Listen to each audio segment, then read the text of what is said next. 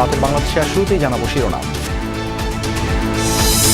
জোর করে দখল করে যদি কেউ মনে করে যে আমি কি রেজিগনেশন দিতে হবে, no, not that. Now also I want to say that we didn't lose the election. কেন্দ্রের হস্তক্ষেপে কারচুপি হয়েছে, ইস্তফা দেব না সাফ ঘোষণা মমতার। হার মেনে নেয়ার আহ্বান বিজেপির। বিভিন্ন স্থানে সংঘর্ষে দলের 2 কর্মী নিহত।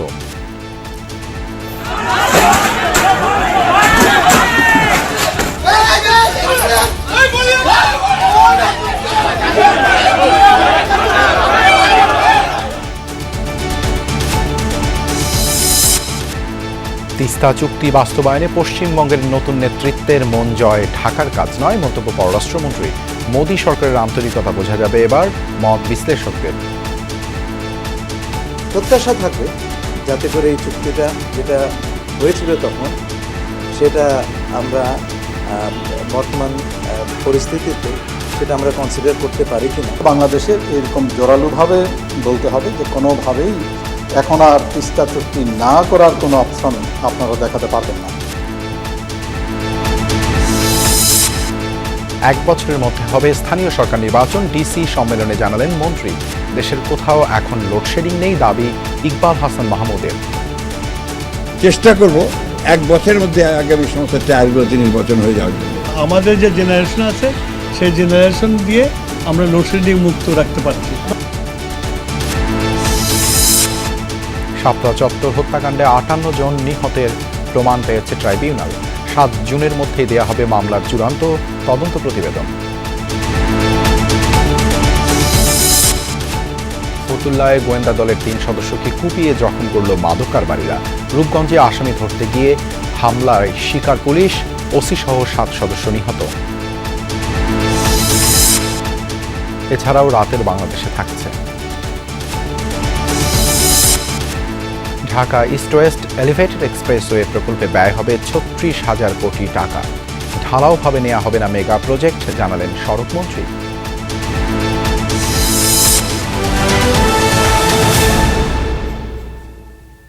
এতক্ষণ শিরোনাম দেখছিলেন, আপনাদের সঙ্গে আছি আমি দেবাশিস রঞ্জন সরকার। নির্বাচন কমিশনের সহায়তায় শতাধিক আসন লুট করার অভিযোগ তুলেছেন তৃণমূল কংগ্রেস নেত্রী মমতা ব্যানার্জি। জোর করে হারিয়ে দেওয়ার দাবি তুলে মুখ্যমন্ত্রীর পদ থেকে পদত্যাগ না করার ঘোষণা দিয়েছেন তিনি।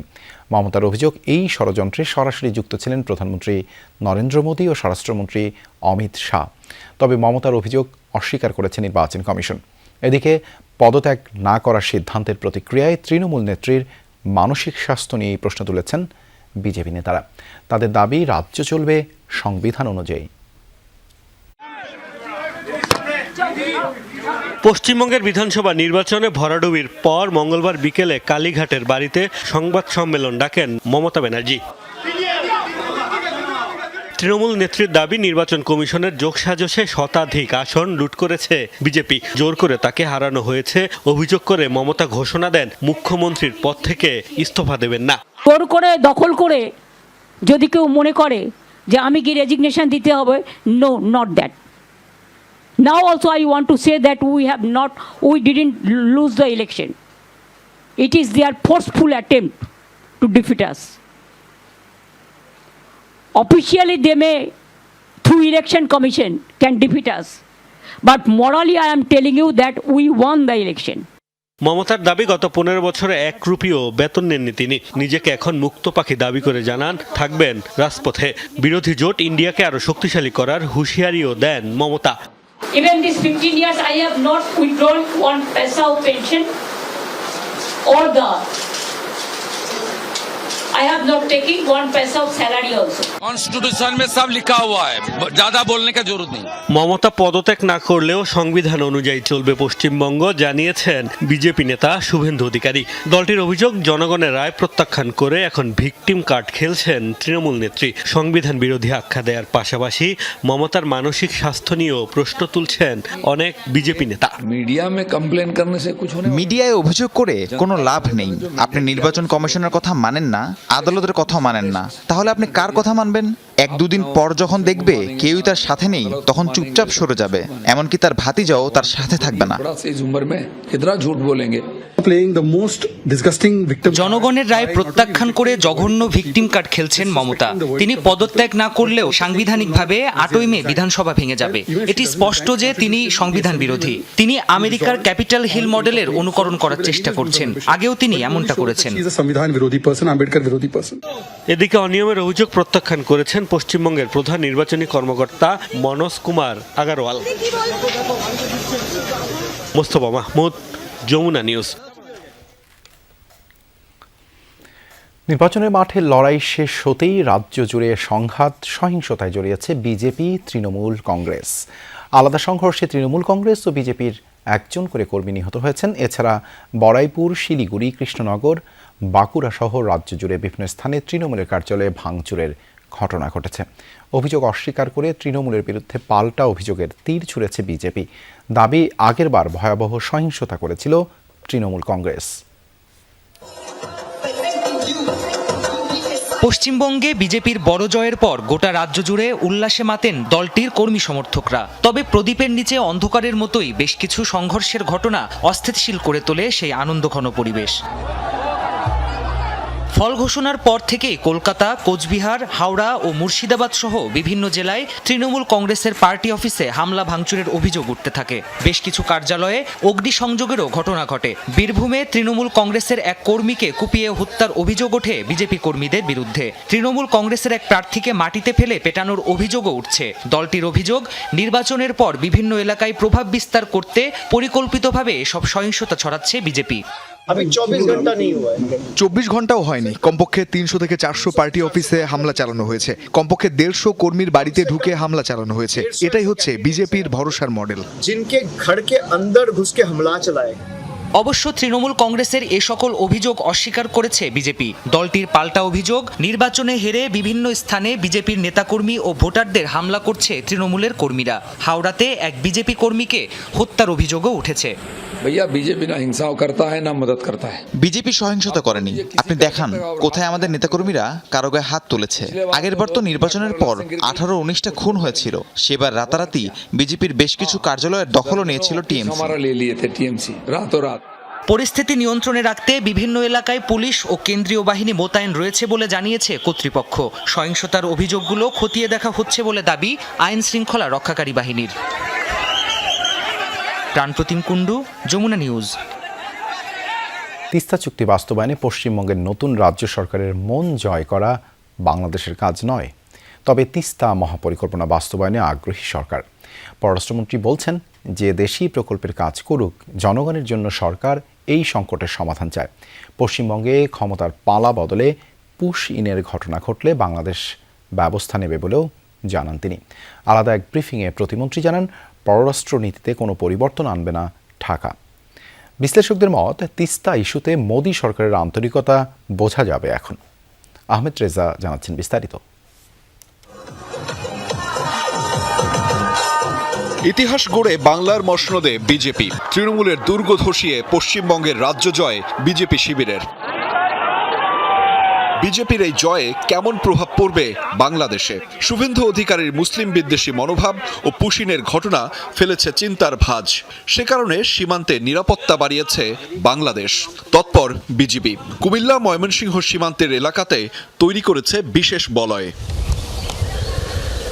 পশ্চিমবঙ্গে নতুন সরকার এলেও সম্পর্কে এর প্রভাব পড়বে না বলেই মনে করে ঢাকা। ভারতের নির্বাচন তাদের অভ্যন্তরীণ বিষয় হলেও কোনো ধরনের পুশিনের ঘটনা ঘটলে ব্যবস্থা নেবে বাংলাদেশ।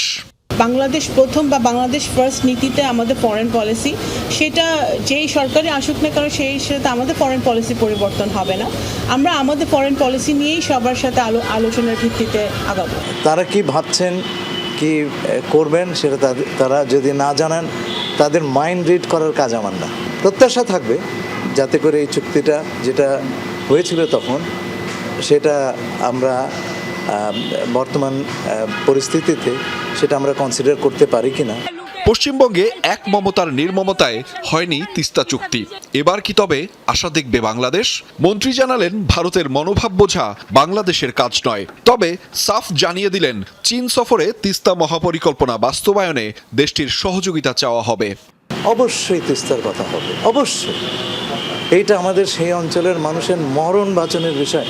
এটা আমাদের মাননীয় প্রধানমন্ত্রীর অঙ্গীকার এবং এটা আমাদের সরকারের অঙ্গীকার। এই অঙ্গীকার আমরা পূরণ করব এবং চীন সফরে এই বিষয়টা আমরা নিশ্চয়ই আলোচনা করব।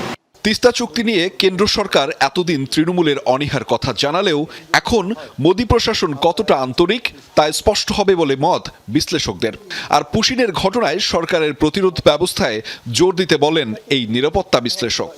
বাংলাদেশের এরকম জোরালোভাবে বলতে হবে যে কোনোভাবেই এখন আর তিস্তা চুক্তি না করার কোনো অপশন আপনারা দেখাতে পারবেন না।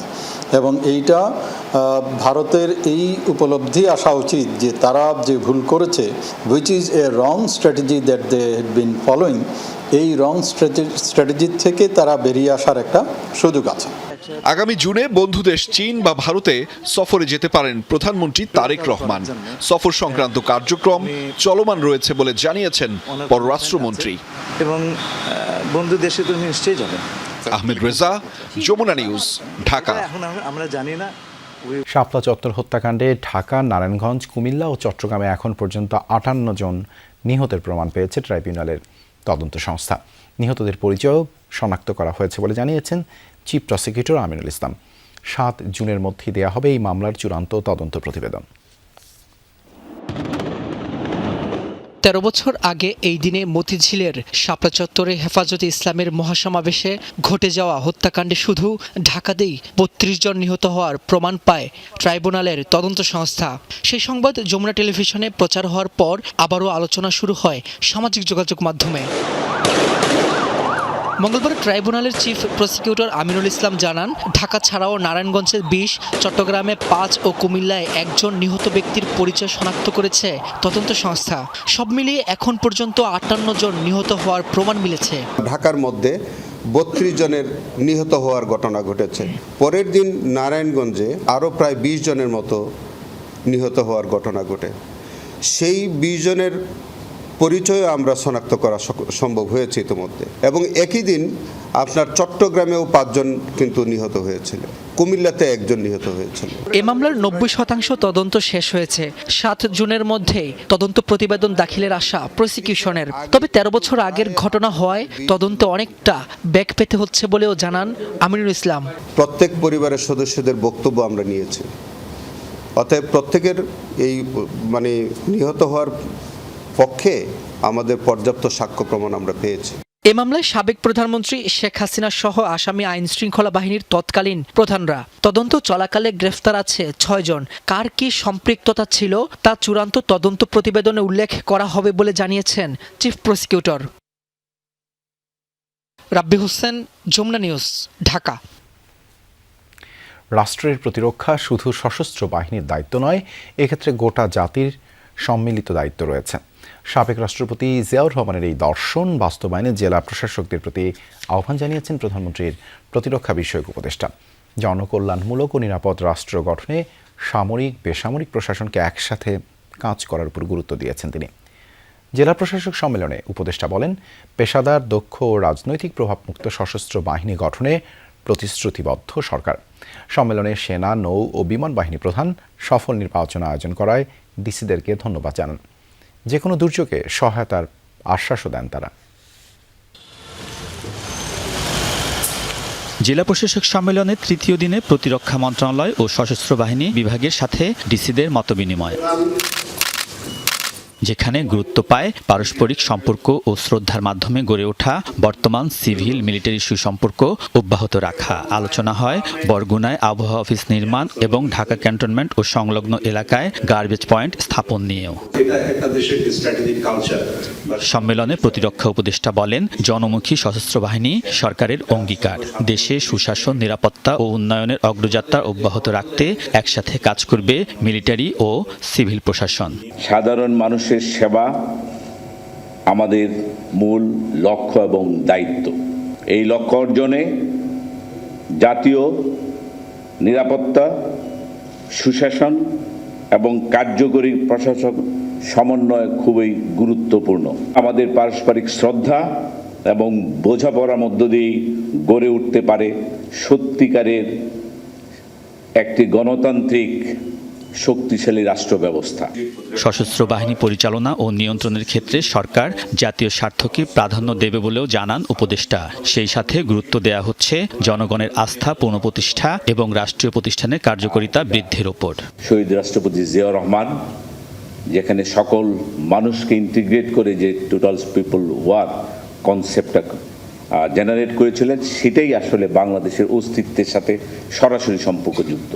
সুতরাং সেটাকে আমরা রিজেনারেট করেছি বর্তমান প্রেক্ষাপটে। তিনি উপলব্ধি করেছিলেন জাতীয় প্রতিরক্ষা ব্যবস্থা কেবল কোনোটা বাহিনীর দায়িত্ব নয়, এটা সমগ্র জাতির দায়িত্ব।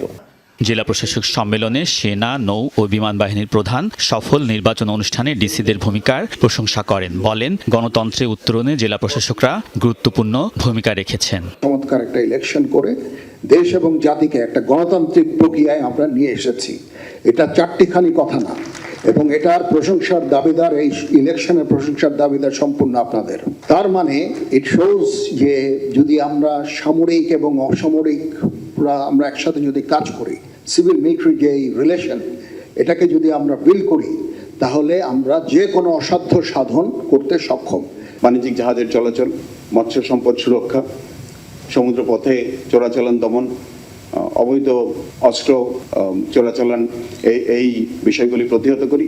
একই সাথে মানব পাচার রোধের ক্ষেত্রেও আমাদের এবং কোস্টগার্ডের সদস্যদের গুরুত্বপূর্ণ ভূমিকা রয়েছে। সেই জন্য প্রশাসনের সকল কর্তা ব্যক্তিদেরকে আন্তরিক ধন্যবাদ জ্ঞাপন করছি। দুর্যোগ মোকাবেলা, HADR অপারেশন বা humanitarian assistance and disaster relief অপারেশনে বিমান বাহিনী সবসময় অগ্রজ ভূমিকা পালন করে। যেসব জায়গায় কমিউনিকেশন ব্রেকডাউন করে যায়, সেখানে আমাদের হেলিকপ্টারের মাধ্যমে আমরা অতীতেও করেছি এবং যে কোনো সময় হলে আমরা এই জন্য সর্বদা প্রস্তুত থাকি। এই ক্ষেত্রে আপনাদের সহযোগিতা খুবই প্রয়োজন হয়, যারা আপনারা মাঠ পর্যায়ে থাকেন। তিন বাহিনীর প্রধানও সিভিল প্রশাসনের সঙ্গে সমন্বিতভাবে দায়িত্ব পালনের মাধ্যমে জনমুখী সশস্ত্র বাহিনী গড়ে তোলার উপর গুরুত্ব আরোপ করেন। Alamgir Swapan, Jamuna News, Dhaka. Colour, texture, design ও থিকনেসের বিশাল রেঞ্জ থেকে বেছে নিন আপনার সুপারবোর্ড। সুপারবোর্ড, সব বানানোর বোর্ড। দেশে কোথাও এখন লোডশেডিং নেই বলে দাবি করেছেন বিদ্যুৎ ও জ্বালানি মন্ত্রী ইকবাল হাসান মাহমুদ। জেলা প্রশাসক সম্মেলন শেষে ব্রিফিংয়ে তিনি বলেন, যতটুকু লোডশেডিং হচ্ছে তা বিদ্যুৎ সঞ্চালন লাইনের ত্রুটির কারণে। জানান, দেশে পর্যাপ্ত জ্বালানির মজুদ রয়েছে। সম্মেলনে স্থানীয় সরকার মন্ত্রী জানান, 1 বছরের মধ্যে স্থানীয় সরকার নির্বাচন হবে। তথ্য প্রযুক্তি খাতে সরকারের নির্বাচনী প্রতিশ্রুতি বাস্তবায়নে ডিসিদের নির্দেশ দিয়ে আইসিটি মন্ত্রী জানান, গুজব ও বুলিং প্রতিরোধে সরকার কাজ করছে। জ্বালানি সংকটের অনেকটা সমাধান হয়েছে, সমস্যা আছে লোডশেডিংয়ের।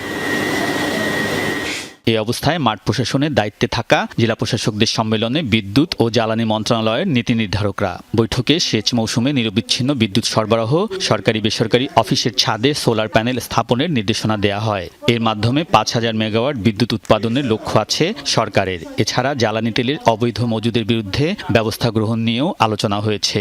বিদ্যুৎ ও জ্বালানি মন্ত্রী বলেছেন, তেলের কৃত্রিম সংকট সৃষ্টির চেষ্টা করা হয়েছিল। জানান, লোডশেডিংয়ের কারণও। এখন কোনো লোডশেডিং কোথাও নাই। যদি কোথাও বিদ্যুৎ না থাকে, তাহলে লাইনের ফল্টের জন্য বিদ্যুৎ থাকে না। কিন্তু আমাদের যে জেনারেশন আছে, সেই জেনারেশন দিয়ে আমরা লোডশেডিং মুক্ত রাখতে পারছি। গ্রামে লোডশেডিং নাই। যেটা হয়, আমাদের পল্লী বিদ্যুতের লাইনগুলো অনেক লম্বা লম্বা। কোথাও যদি ফল্ট হয়ে যায়, বিদ্যুৎ স্লিপ করলে ওই ফল্ট লোকেট করতে তার টাইম লাগে। সেই জন্য বিদ্যুৎটা আসে না। আবার লাইন ঠিক হয়ে গেলে বিদ্যুৎ চলে আসে। স্থানীয় সরকার ও পল্লী উন্নয়ন মন্ত্রণালয়ের আলোচনায় রংপুর উন্নয়ন কর্তৃপক্ষ গঠন, গাজীপুর সিটিতে পানির সরবরাহ সহ 8টি বিষয় গুরুত্ব পেয়েছে। এলজিআরডি মন্ত্রী জনগণকে সাথে নিয়ে ডিসিদের কাজ করার নির্দেশ দেন। জানান, সরকার চায় 1 বছরের মধ্যে স্থানীয় সরকার নির্বাচন। গত 16 বছরে ইনফ্যাক্ট স্থানীয় সরকারের যে মূল যেটা একটা কমিউনিকেশন যেটাকে বলি, এই জায়গাটা অনেক ক্ষতিগ্রস্ত হয়েছে। চেষ্টা 1 বছরের মধ্যে আগামী সংসদ টায়ারগুলোতে নির্বাচন হয়ে যাওয়ার জন্য। এর আগে ডিসি সম্মেলনে মুক্তিযুদ্ধ বিষয়ক মন্ত্রণালয় ও গণপূর্ত মন্ত্রণালয়ের মন্ত্রী সচিবদের সাথে মতবিনিময় করেন জেলা প্রশাসকরা। সেখানে মুক্তিযোদ্ধাদের সঠিক তালিকা, বীরনিবাস নির্মাণের অনিয়ম সহ বিভাগীয় পর্যায়ে মুক্তিযুদ্ধ ও গণ অভ্যুত্থান জাদুঘর নির্মাণের প্রস্তাব নিয়ে আলোচনা হয়েছে। গণপূর্ত মন্ত্রণালয়ের আলোচনায় চট্টগ্রাম সার্কিট হাউসে জিয়া স্মৃতি জাদুঘর সংস্কারের বিষয়টি গুরুত্ব পেয়েছে। আর বিজ্ঞান, প্রযুক্তি, ডাক, টেলিযোগাযোগ ও আইসিটি মন্ত্রণালয়ের আলোচনায় গুজব রোধ সহ 7টি বিষয় উঠে এসেছে। সরকারের যে নির্বাচনী ইস্তেহার ছিল ওটাকে সামনে রেখে আমরা কাজ করে যাচ্ছি। 6 মান্থস যে একটা কর্ম পরিকল্পনা দিয়েছেন আমার মাননীয় প্রধানমন্ত্রী, সেটাকে সামনে রেখে আমরা কাজ করছি। স্বাধীনতার স্মৃতি রক্ষার্থে বা স্বাধীনতাকে মানুষের কাছে, স্বাধীনতার ফসলকে মানুষের কাছে পৌঁছে দেওয়ার জন্যে, জাতির কাছে পৌঁছে দেওয়ার জন্য কাজ করেছি, এখনও কাজ করছি। মুক্তিযুদ্ধের তালিকা নিয়ে একটা বিষয় আছে, তারপরে এখানে যে বীর নিবাস নামে যে প্রজেক্টটি করা হয়েছে, প্রত্যেকটা সেক্টরেই তারা দলীয়করণ করেছে, দুর্নীতি করেছে। এই অনিয়মগুলার আগামীতে আমরা সেগুলার সুষ্ঠু তদন্ত করব। তৃতীয় দিনের অধিবেশনে পররাষ্ট্র মন্ত্রণালয়ের সাথে আলোচনায় অবৈধ অভিবাসন রোধ, দক্ষ জনশক্তি প্রেরণ ও বিদেশি বিনিয়োগ আকর্ষণ সহ 5টি বিষয় গুরুত্ব পেয়েছে। আলমগীর স্বপন, যমুনা নিউজ, ঢাকা। সরকারি অর্থ ব্যয়ের ক্ষেত্রে স্বচ্ছতা ও জবাবদিহিতা নিশ্চিতের নির্দেশ দিয়েছেন প্রধানমন্ত্রী তারেক রহমান। মঙ্গলবার সকালে সচিবালয়ে প্রধানমন্ত্রীর কাছে সরকারি বিভিন্ন দপ্তর ও সংস্থার 38টি অডিট রিপোর্টের উপর প্রাপ্ত পর্যবেক্ষণ ও সুপারিশ সংক্রান্ত তথ্য জমা দেওয়া হয়। মন্ত্রিপরিষদ বিভাগে প্রধানমন্ত্রীর দপ্তরে এসব রিপোর্ট দেন মহা হিসাব নিরীক্ষক ও নিয়ন্ত্রক মোহাম্মদ নুরুল ইসলাম। এ সময় আরও উপস্থিত ছিলেন মন্ত্রিপরিষদ সচিব নাসিমুল গনি, অর্থ সচিব খায়রুজ্জামান মজুমদার সহ সংশ্লিষ্ট বিভাগের দায়িত্বপ্রাপ্ত কর্মকর্তারা। 17টি মন্ত্রণালয় ও বিভাগের এসব রিপোর্ট জাতীয় সংসদে উপস্থাপনের পূর্বে প্রধানমন্ত্রীর কাছে পেশ করা হলো। এ সময় প্রধানমন্ত্রী সরকার কর্তৃক বাস্তবায়িত বিভিন্ন প্রকল্পের উদ্দেশ্য যথাযথভাবে অর্জিত হচ্ছে কিনা তা জানতে পারফরম্যান্স অডিট সম্পাদনের উপর বিশেষ গুরুত্ব দেন। কুর্মিটোলা জেনারেল হাসপাতালে 50 শয্যার আইসিইউ, প্যাথোলজি প্যাভিলিয়ন ও গ্যাস্ট্রোলজি সেন্টার উদ্বোধন করেছেন ডাক্তার জুবাইদা রহমান। দুপুরে হাসপাতালের এই নতুন উদ্যোগগুলো ঘুরে দেখেন তিনি। জানান, স্বাস্থ্যসেবায় সমতা নিশ্চিত ও আধুনিক চিকিৎসা সাধারণ মানুষের দোরগোড়ায় পৌঁছে দিতেই এসব উদ্যোগ নেওয়া হয়েছে। এ সময় ডাক্তার জুবাইদা রহমান বলেন, প্রধানমন্ত্রী তারেক রহমানের ঢাকা 17 আসনের নির্বাচনী প্রতিশ্রুতি বাস্তবায়নের অংশ এটি। রোগীদের সর্বোচ্চ সেবা নিশ্চিত করতে চিকিৎসকদের প্রতি আহ্বান জানান তিনি। কুর্মিটোলা জেনারেল হাসপাতালের পরিচালক জানান, নতুন আইসিইউতে আধুনিক চিকিৎসা সরঞ্জাম, দক্ষ জনবল এবং 24 ঘন্টা সেবা নিশ্চিত করা হয়েছে। তাই গুরুতর অসুস্থ রোগীদের দ্রুত উন্নত চিকিৎসা দেয়া সম্ভব হবে। আয়োজনে স্বাস্থ্যমন্ত্রী সর্দার শেখাওয়াত হোসেন এবং তথ্য ও সম্প্রচার মন্ত্রী জহির উদ্দিন স্বপন সহ হাসপাতালের চিকিৎসক ও কর্মকর্তা কর্মচারীরা উপস্থিত ছিলেন।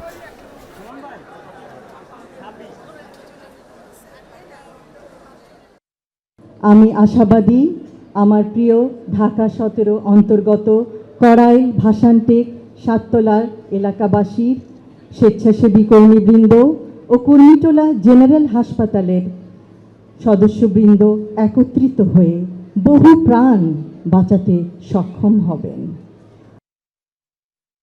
দেশে হাম ও উপসর্গ থামছেই না মৃত্যু। স্বাস্থ্য অধিদপ্তরের তথ্য মতে গত 24 ঘন্টায় হাম ও উপসর্গে প্রাণ গেছে 6 শিশুর। নতুন রোগী শনাক্ত হয়েছে 259 জন। রাজশাহী মেডিকেল কলেজ হাসপাতালে নতুন রোগী ভর্তি হয়েছেন 8 জন। চিকিৎসা শেষে বাড়ি ফিরেছেন 18 জন। চিকিৎসাধীন রয়েছেন 112 জন। ময়মনসিংহ মেডিকেলে 24 ঘন্টায় ভর্তি হয়েছেন 19 জন। এছাড়া খুলনা, বরিশাল, চট্টগ্রাম বিভাগের বিভিন্ন হাসপাতালগুলোতেও রোগীর ভিড় রয়েছে। অনেক জায়গায় ওয়ার্ডে পর্যাপ্ত জায়গা সংকুলান না হওয়ায় বারান্দায় রেখে রোগীদের চিকিৎসা দেওয়া হচ্ছে। এমন পরিস্থিতিতে শিশুদের স্বাস্থ্য সুরক্ষায় অভিভাবকদের সতর্ক থাকার পরামর্শ দিচ্ছেন চিকিৎসকরা। মার্কিন বাণিজ্য চুক্তি ভালোই হয়েছে। চুক্তি নিয়ে সমালোচনার আগে অন্যান্য দেশের সাথে যুক্তরাষ্ট্রের চুক্তি পর্যালোচনার আহ্বান জানিয়েছেন পররাষ্ট্রমন্ত্রী ডক্টর খলিলুর রহমান। মার্কিন বাণিজ্য প্রতিনিধি দলের সাথে বৈঠকের পর এই কথা বলেন তিনি। আর বাণিজ্যমন্ত্রীর মতে, দেশের স্বার্থ বিরোধী কিছু থাকলে তা সমাধানেরও সুযোগ রয়েছে। আলাদা বৈঠকের পর পরিবেশ মন্ত্রী বলেন, চুক্তিতে পরিবেশ নিয়ে অসম কিছু নেই।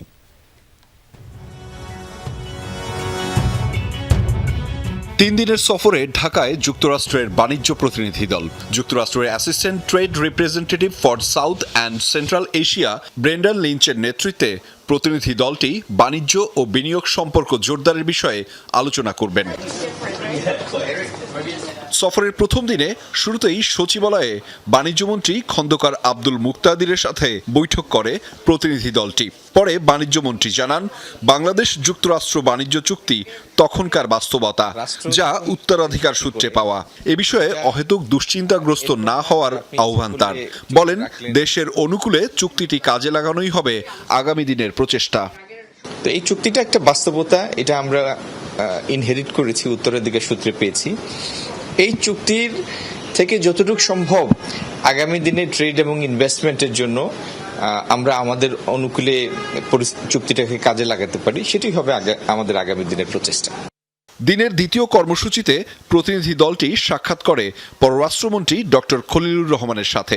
পদ্মায় অনুষ্ঠিত বৈঠকে দ্বিপাক্ষিক বাণিজ্য সম্পর্ক জোরদারে আলোচনা হয়। ডক্টর খলিলুর রহমান জানান, যুক্তরাষ্ট্রের সাথে চুক্তি নিয়ে যারা সমালোচনা করেন তাদের অন্যান্য দেশের সাথে মার্কিন বাণিজ্য চুক্তি পর্যালোচনা করে দেখা উচিত। আমরা তো একা এই চুক্তি করি নাই, বিশ্বের অন্যান্য দেশগুলো করেছে। ইন্দোনেশিয়া 231টাতে এইরকম সাল করেছে। সুতরাং বাংলাদেশের চুক্তিটি যখন পাঠ করবেন তখন ইন্দোনেশিয়া, ভিয়েতনাম, কম্বোডিয়া, অন্যান্য যারা চুক্তি করেছে তাদেরটা পাশে নিয়ে পাঠ করলে পরে আপনি জিনিসটা ভালো।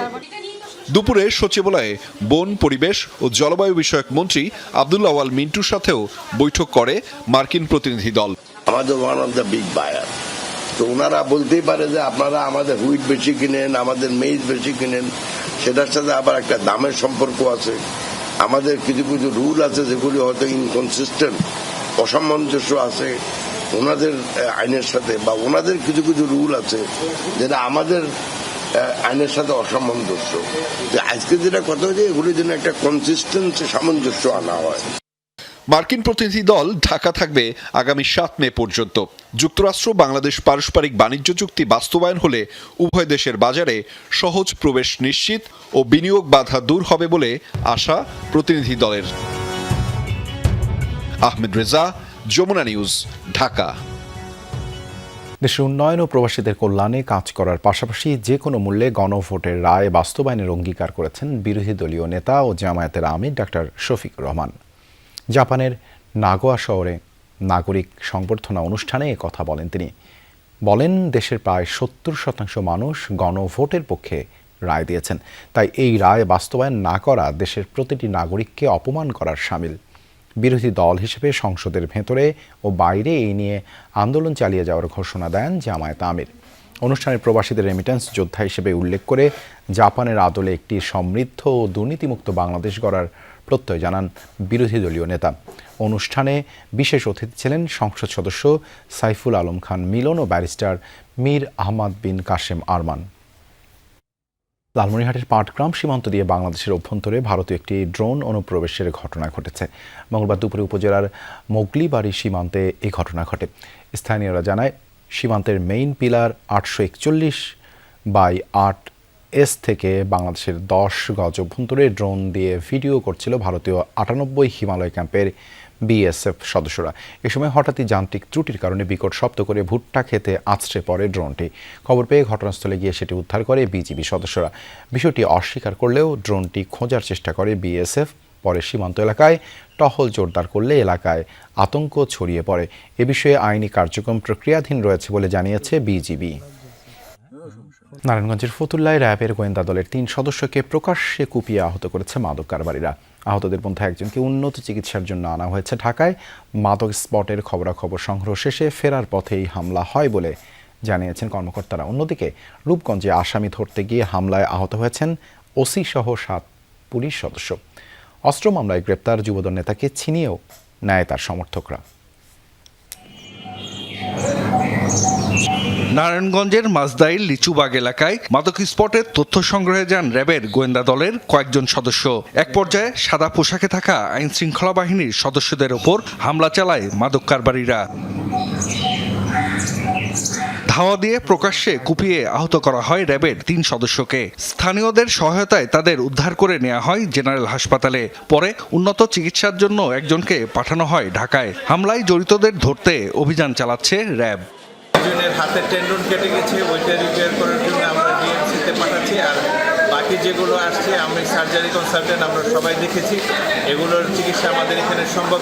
এদিকে রূপগঞ্জে অস্ত্র মামলার আসামি যুবদল নেতাকে গ্রেফতারের পর পুলিশের ওপরই চড়াও হয় তার সমর্থকরা। এক পর্যায়ে আইনশৃঙ্খলা বাহিনীর কাছ থেকে আসামিকে ছিনিয়েও নেয় তারা। পুলিশ জানায় উপজেলা যুবদলের সিনিয়র যুগ্ম আহ্বায়ক শামীম মিয়াকে ধরতে গতরাত 3:30টার দিকে চনপাড়া পুনর্বাসন কেন্দ্রে অভিযান চালানো হয়। নিজ বাড়ি থেকে গ্রেফতার হয় শামীম। এই খবর ছড়িয়ে পড়লে জড়ো হয় তার সমর্থকরা। এ সময় পুলিশের উপর হামলা চালিয়ে শামীমকে ছিনিয়ে নেয় তারা। আহত হন ওসি সহ 7 পুলিশ সদস্য। ভাঙচুর করা হয় পুলিশের গাড়ি। যখন তাকে গ্রেপ্তার করতে যায়, যেহেতু সে মাদক ব্যবসায়ী, সে স্থানীয় আরও কিছু মাদক ব্যবসায়ী এবং স্থানীয় কিছু জনগণ নিয়ে পুলিশের সরকারি কাজে বাধা দেওয়ার চেষ্টা করে। বেশ কয়েকজন পুলিশ সদস্য আহত হয়েছে, তারা আমাদের রূপগঞ্জ স্থানীয় হাসপাতালে চিকিৎসা নিয়েছে। পরে পুলিশ, র্যাব ও বিজিবি যৌথভাবে অভিযান চালায়। গ্রেফতার করা হয় বেশ কয়েকজনকে। এ ঘটনায় সরকারি কাজে বাধা এবং সরকারি সম্পদ ক্ষয়ক্ষতির অভিযোগে 15 জনের নাম উল্লেখ ও অজ্ঞাত আরও প্রায় 200 জনকে আসামি করে মামলা হয়েছে। আমরা পরবর্তীতে একটা ব্যাপক অভিযান পরিচালনা করেছি এবং আমাদের অভিযান এখনও চলমান আছে। পুলিশের কাজের বিঘ্ন ঘটায় এরকম প্রায় 12 থেকে 13 জনকে আমরা গ্রেপ্তার করেছি। জাহিদ হাসান, যমুনা নিউজ। শাপলা চত্বর হত্যাকাণ্ডের ঘটনায় স্বচ্ছ তদন্ত কমিশন গঠনের দাবি জানিয়েছেন ডাকসু ভিপি সাদেক কায়েম। সেই সাথে গণহত্যায় জড়িতদের দেশে ফিরিয়ে এনে সর্বোচ্চ শাস্তি নিশ্চিতের দাবি জানিয়েছেন ইনকিলাব মঞ্চের আহ্বায়ক আবদুল্লাহ আল জাবের। আর শিবির সভাপতি নুরুল ইসলাম সাদ্দাম অভিযোগ করেন, ইসলামী নেতৃত্বকে নিশ্চিহ্ন করার নীল নকশার অংশ ছিল ওই ঘটনা। তবে দীর্ঘ 13 বছরেও সঠিক বিচার না হওয়ায় হতাশা জানান সবাই।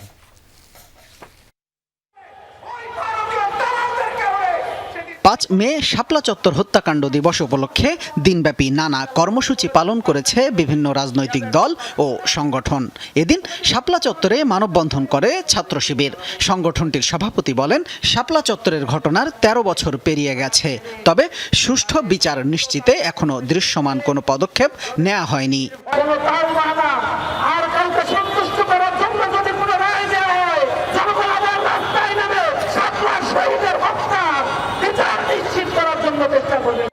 একই স্থানে ইনকিলাব মঞ্চ শাপলা সংহতি দিবস পালন করে। সংগঠনটির সদস্য সচিব 6টি দাবি তুলে ধরে বলেন, গণহত্যায় জড়িতদের সর্বোচ্চ শাস্তি নিশ্চিত করতে হবে। যারা এই গণহত্যায় অংশগ্রহণ করেছে তারা যদি এই মুহূর্তে পলাতক থাকে তাদেরকে দেশে ফিরিয়ে এনে অতি দ্রুত বিচারের মুখোমুখি করতে হবে। এদিকে ঢাকা বিশ্ববিদ্যালয়ের আরসি মজুমদার অডিটোরিয়ামে শাপলা ও শাহবাগ বিষয়ক আলোচনা সভার আয়োজন করে ছাত্র শিবির। অনুষ্ঠানে ডাকসু ভিপি সাদিক কায়েম শাপলা চত্বর হত্যাকাণ্ডের ঘটনায় শেখ হাসিনা সহ জড়িতদের দ্রুত বিচারের আওতায় আনারও আহ্বান জানান। এই শাপলা গণহত্যার জন্য একটা স্বচ্ছ তদন্ত কমিশন গঠন করতে হবে এবং এই তদন্ত কমিশনের আওতায় যারা এই গণহত্যার সাথে জড়িত আছে তাদের সবাইকে বিচারের আওতায় নিয়ে আসতে হবে। আলোচনায় অন্য বক্তারা সরকারকে শাপলা গণহত্যার রাষ্ট্রীয় স্বীকৃতি দিয়ে বিচার কাজ দ্রুত শেষ করার আহ্বান জানান। শামীম রেজা, যমুনা নিউজ, ঢাকা। বৈদ্যুতিক এবং হাইব্রিড গাড়ি কেনার ক্ষেত্রে একজন গ্রাহক সর্বোচ্চ 80 লাখ টাকা পর্যন্ত ব্যাংক ঋণ পাবেন। তবে অন্য গাড়ির ক্ষেত্রে ঋণের পরিমাণ হবে 60 লাখ টাকা। এ বিষয়ে প্রজ্ঞাপন জারি করেছে বাংলাদেশ ব্যাংক। পরিবেশ বান্ধব ও সাশ্রয়ী বৈশিষ্ট্যের কারণে দেশে ইলেকট্রিক ও হাইব্রিড যানবাহনের চাহিদা বাড়ছে। জ্বালানি সংকটের কারণে সামনের দিনে এই গাড়ির চাহিদা আরও বাড়বে বলে ধারণা করা হচ্ছে। এছাড়া হাইব্রিড ও ইলেকট্রনিক গাড়ি ব্যবহারে গ্রাহকদের উৎসাহিত করতে ঋণের সীমা বাড়ানোর সিদ্ধান্ত নিয়েছে বাংলাদেশ ব্যাংক। অর্থায়নের ক্ষেত্রেও দেয়া হয়েছে বাড়তি সুবিধা। 1 কোটি টাকা মূল্যের সাধারণ গাড়ি কেনার ক্ষেত্রে ব্যাংক দিতে পারবে 60 লাখ টাকা আর গ্রাহককে দিতে হবে 40 লাখ। তবে একই দামের হাইব্রিড বা ইলেকট্রিক গাড়ি কেনার ক্ষেত্রে ব্যাংক 80 লাখ টাকা দিতে পারবে আর গ্রাহককে দিতে হবে 20 লাখ টাকা। একই সাথে ব্যক্তিগত ঋণের সীমা বাড়িয়ে দ্বিগুণ করেছে বাংলাদেশ ব্যাংক। আগে একজন গ্রাহককে ব্যক্তিগত ঋণ হিসেবে সর্বোচ্চ 20 লাখ টাকা দিতে পারলেও এখন দিতে পারবে 40 লাখ টাকা।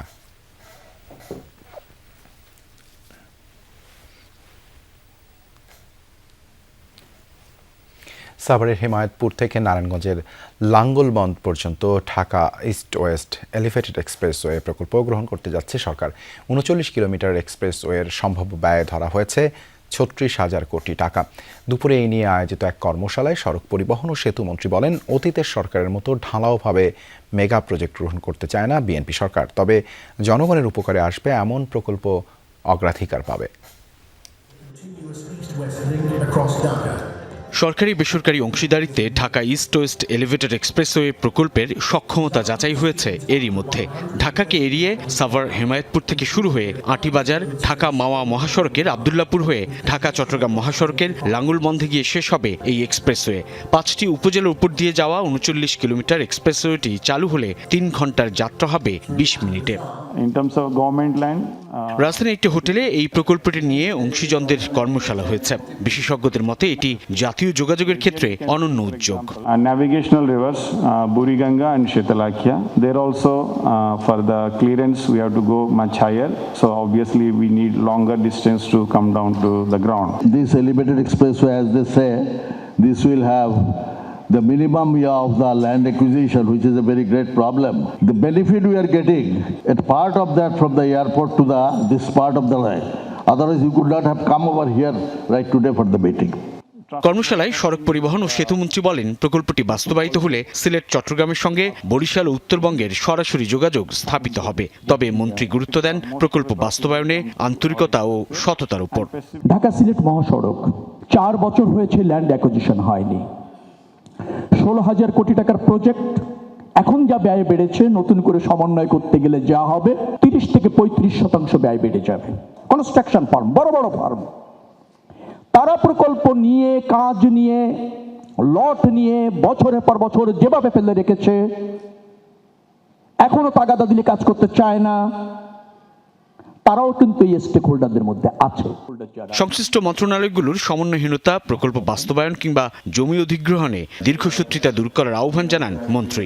সেলফ কিছু গোল ঠিক না করে আমরা খুবই আগের সরকারের মতো ঢালাওভাবে মেগা প্রজেক্ট নিতে চাই না। যতটুকু বাস্তবায়ন করতে জানি বা পারবো সেইভাবে আমরা যদি প্রস্তুতি নেই, ডেফিনেটলি আয়োজন সার্থক হবে, এই প্রকল্প সার্থক হবে। যেভাবে প্রকল্পটি প্রণয়ন করবেন সেই সময় সীমার মধ্যে যেন জমি অধিগ্রহণ নিশ্চিত করা যায় এবং যাতে প্রকল্পের ব্যয় বৃদ্ধি না পায়। মানুষ মনে করে বড় প্রকল্প মানে বড় দুর্নীতির একটি ক্ষেত্র, সেই জিনিসটি থেকে আমরা বের হয়ে আসতে চাই। 2027 থেকে 2030 সাল Dhaka East West Elevated expressway নির্মাণের সময়সীমা নির্ধারণ করা হয়েছে। যোগাযোগ ব্যবস্থার আমূল পরিবর্তন দরকার। সাইফুদ্দিন রবিন, যমুনা নিউজ, ঢাকা। এই ছিল রাতের বাংলাদেশে। এতক্ষণ আমাদের সাথে থাকার জন্য ধন্যবাদ সবাইকে।